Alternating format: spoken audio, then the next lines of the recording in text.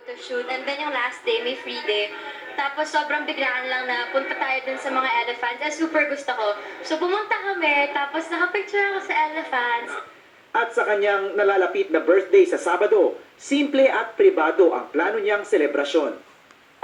Mag-beach, gusto ko mag-outdoor, wala pang final plan. Pero feeling ko magiging masaya to kasi kasama ko yung mga ka-close ko lang talaga. Ang isa sa mga imbitado ay ang taong pinakamalapit sa kanyang puso ngayon, si Daniel Padilla. O syempre, ako yung di mawawala dun. And ako yung pinaka-importanting tao dun. Nang hinga ng wishes ang dalawa, kapansin-pansin ang kanilang term of endearment.